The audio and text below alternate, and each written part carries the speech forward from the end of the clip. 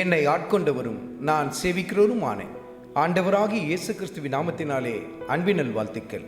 கிறிஸ்து இயேசுவுக்குள் மிகவும் பிரியமான அன்பு சகோதர சகோதரிகளே, சாமுவேலின் முதல் புத்தகத்தில் 26வது அதிகாரத்தில் 18வது வசனத்தில், பின்னும் என் ஆண்டவனாகிய நீர் உம்முடைய அடியானை இப்படி பின் தொடர்கிறது என்ன? நான் என்ன செய்தேன்? என்னிடத்தில் என்ன பொல்லாப்பு இருக்கிறது? தாவீது சவுலை பார்த்து கேட்கிற ஒரு கேள்வி. என்னை இப்படி தொடர்ந்து வந்து கொண்டே இருக்கிறீங்களே, என் பிராணனை வாங்குவதற்கு இப்படி தேடிக்கொண்டே இருக்கிறீர்களே, நான் என்ன செஞ்சேன்? நான் உங்களுக்கு செய்த பொல்லாப்பு என்ன? என் கரங்களில் என்ன கெடுதி இருக்கிறது என்று சொல்லி சவுலை பார்த்து அந்த இடத்தில் தாவீது கேட்கிறதை நாம் பார்க்க முடியும். இப்படி தான் பாருங்கள், நம்முடைய வாழ்க்கையிலும் பல பேர் முகாந்தாரம் இல்லாமல் நம்மை பகைத்து கொண்டிருப்பார்கள். முகாந்தாரம் இல்லாமல் நமக்கு விரோதமாய் செயல்பட்டு கொண்டிருப்பாங்க. பாருங்கள், இவைகளெல்லாம் பார்க்கும்போது உங்களுக்குள் ஒரு சோர்வு ஏற்படுகிறதா? நான் என்ன அவங்களுக்கு செய்தேன்? நான் எந்த கெடுதியுமே செய்யலையே, ஆனாலும் எனக்கு விரோதமாக இப்படி செயல்பட்டு கொண்டே இருக்கிறாங்களே, என்னை பற்றிய ஒரு வதந்தியை புரளியை பேசிக்கொண்டே இருக்கிறாங்களே என்று சொல்லி வேதனைப்பட்டு கொண்டிருக்கிறீர்களா?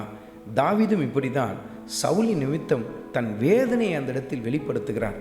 நான் உமக்கு என்ன விரோதமாய் செய்தேன் என்று சொல்லி அந்த இடத்திலே தன் உள்ளத்தின் ஆழத்திலிருந்து கூக்குரல் இடுகிறதை நாம் பார்க்க முடியும். அருமையான மகனே, அருமையான மகளே, இப்படி நீங்கள் உங்களுக்கு விரோதமாய் கெடுதி செய்கிறவர்களிடத்தில் உங்களுக்காக நீங்கள் கூக்குரல் இடுவதினால் எந்த மாற்றமும் அந்த இடத்தில் ஏற்பட்டு விடாது. நீங்கள் உடனே இப்படி சொல்கிறதுனால உடனே அவங்க அதை உணர்ந்து கொண்டு, ஐயோ நீ எதையுமே செய்யலை, நான் தான் தப்பாக அவனை தொடர்ந்து வந்துட்டேன்னு சொல்லிட்டு மனம் திரும்பிடுவாங்கன்னு நீங்கள் நினைக்கிறீங்களா? ஒருவேளை அந்த இடத்துல அப்படி உணர்கிற மாதிரி இருந்தாலும் மீண்டும் அவங்க முந்தின நிலைக்கே கடந்து போவாங்க. சவுலும் அப்படி தான் செய்ததை நாம் பார்க்க முடியும். ஆனால் கர்த்தருடைய ஆவியானவர் நமக்கு சுட்டி காட்டுகிறார். இன்றைக்கு தாவீதை போல நீங்கள் நசுக்கப்பட்டு கொண்டிருக்கலாம். எப்படி சவுலானவன் தாவீதை துரத்தி கொண்டே இருந்தது போல இன்றைக்கும் பல பேர் உங்களை தூஷித்து கொண்டும் துரத்தி கொண்டும் உங்களை ஒரு நிந்தை அவமானத்துக்கு நேராகவும் நடத்தி கொண்டிருக்கலாம். அவர்களிடத்தில் போய் உங்கள் நீதிகளை சொல்லி போராடி கொண்டிருக்கிறதை விட்டுவிடுங்கள். ஏனென்றால் கர்த்தர் உங்களுக்காக வழக்காடுவதற்கு இடம் கொடுங்கள். அந்த அதிகாரத்தில் கடைசி வசனத்தை குறித்து கொண்டு தியானித்து பாருங்கள். சவுலிடத்தில் இதை சொல்லிவிட்டு தாவீது தன்னுடைய வழியிலே புறப்பட்டு போகிறார். மீண்டும் சவுலிடத்தில் போய் மீண்டும் அந்த காரியத்தை சொல்லி தன்னை நியாயப்படுத்த அவர் விரும்பவில்லை.